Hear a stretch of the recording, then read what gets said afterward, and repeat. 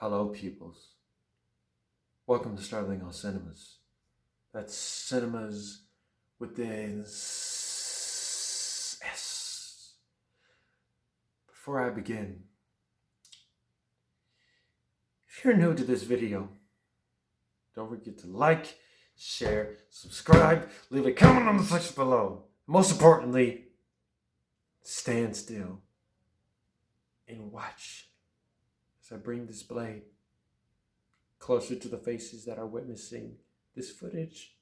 You won't imagine what I've done with things with this blade. I've done things far worse than Judge Doom from my review on Roger Rabbit from last week. Do you remember that? Do you remember? Doesn't matter. You won't remember after I do this.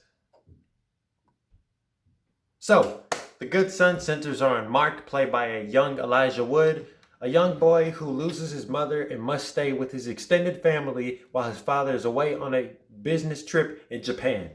Mark becomes acquainted with his cousin Henry, played by Macaulay Culkin. That's right, the same Macaulay Culkin who was home alone 3 years prior to this is now losing his mind. I know, let me explain. The extent of Henry's depravity becomes clear when Mark sees him kill a neighbor's dog and intentionally create a traffic pileup on the highway. After a supposed mishap on a icy pond with Henry's sister Connie, played by Macaulay's real-life sister Quinn, Mark tries to reveal Henry's crimes before it is too late. Now, how do I feel about the story? Oh, the story. The story is, let me tell you something about the story. This right here, this is just classic psychological thriller. The story of The Good Son is pretty straightforward and does an okay job on explaining why certain people are evil. Sometimes evil is a thing we question on a regular basis. Like as this world goes on, we increasingly come up with questions like, why do certain people do certain things in a certain way? And the reason why I say okay about this concept is because most of the evil we see through Henry's actions are visual representations of psychotic disorders. The tone of this movie slowly shifts from soft and calm, but sad to straight up terror. Considering that The Good Son is not beyond scary, while it does fall under the horror category, it's mostly horror because these are actions. It strikes a lot of terror in the audience just by seeing these crazy actions committed by a 9-year-old.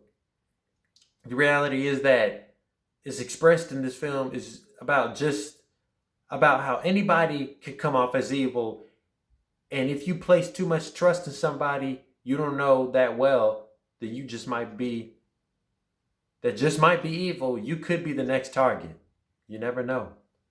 This is what makes it so terrifying. This is what makes The Good Son so terrifying, because it doesn't matter what age you are. If you are mentally sick, you need help. Go get some help, okay? When I first watched this movie, I didn't really play about the condition or the message it was trying to come across, because it's showing how, like I said, it doesn't matter what age you are. I don't believe anybody's born with, okay, I guess some people may be born with psychotic disorders, and you can't rehabilitate that. Maybe you can, maybe you can't. I don't know. But if you are mentally sick, you just need help. I didn't really make fun of it because there are a lot of people like this today, which makes the story relevant to today's society. What if this movie came out in the year it did, 1993, or if it came out today, it would still be relevant because people are crazy. People do the craziest things for no reason at all, whatsoever. The characters. Going into this movie, you would think that Macaulay Culkin would be playing another innocent child when it is the exact opposite. The protagonist of the film is Elijah Wood's character, because the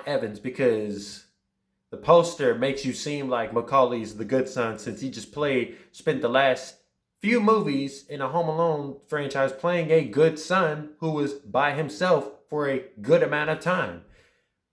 We get introduced to Henry before we get introduced to Mark, we get introduced to Mark before Henry so that the audience can feel the difference between good and evil. What a child should act like versus what a child sometimes ends up acting like. It's like, it shows Mark because Mark is a 9-year-old kid doing what 9-year-olds should be doing. To certain capacities, okay? But Henry is like, he's got no mental limits. But see, as Mark and Henry grow closer within 2 weeks, both Mark and the audience start to get a taste of Henry's psycho mentality through his out-of-the-ordinary actions. Mark thinks about his mother a lot and says that he doesn't believe she is dead and that she will come back into his life. Henry's mom, Susan, starts to serve as Mark's metaphor of his mother returning. So she doesn't physically come back because we all know death is a real thing and death is not going to go easy on anybody. Doesn't matter how good you are or what your position is in life. Death cheats. Death will take you away in an instant. But not only that, we get to see a few comparisons between Susan and Mark, such as standing in wide open spaces to get away, and they both feel responsible for a death in their own families. Speaking of which, I'm gonna pull this out again.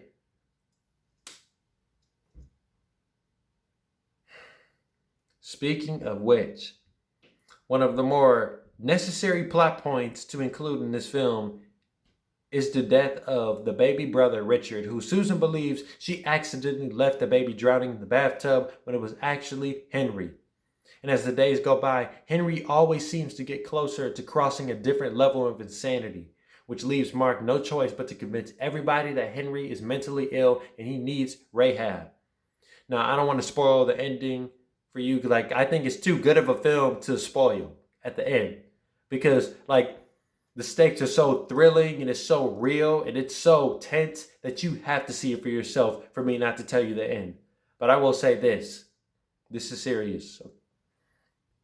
Sometimes, like I said, there are people like this in real life. Sometimes, if you've seen, I'm going to get a little off topic right here, but if you've seen the Joker movie from 2019 starring Joaquin Phoenix is a good example of what psychoticness looks like, what a mental patient acts like. Now, his condition isn't the same as Joker's, but listen to me.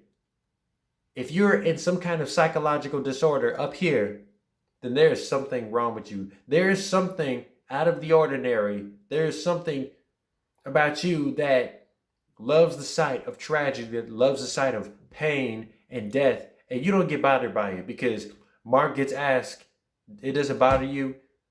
It doesn't bother you that all these lives are being taken away for no reason? And with a straight face, swear to God, with a straight face, he said, nope, no. Why should it? He asked, why should it bother him? And that is a problem. So I'm not going to say the ending. I don't want to say the ending, but I just recommend you see it for yourself in order to see what goes down. Rotten Tomatoes gives The Good Son a 26% score. Really? Are you seriously going to give... This is what I'm talking about. Lesson learned. Here's a lesson for y'all. Just because a movie has a low score on Rotten Tomatoes doesn't necessarily mean it's bad. It just means the critics hate it. Now, like I said, if The Good Son were to come out today, I would think it would still resonate with audiences because the world will always have its brokenness. It will never be fixed.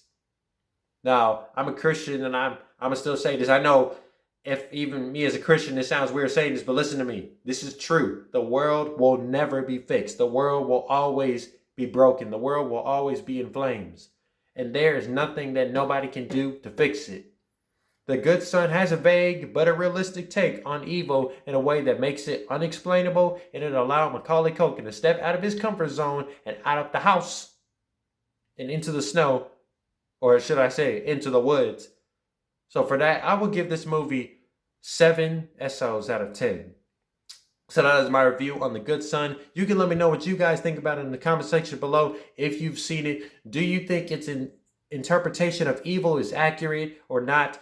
Yes, no, maybe so. Please leave your comment in the section below. And I will see you guys next time with my next video. Bye.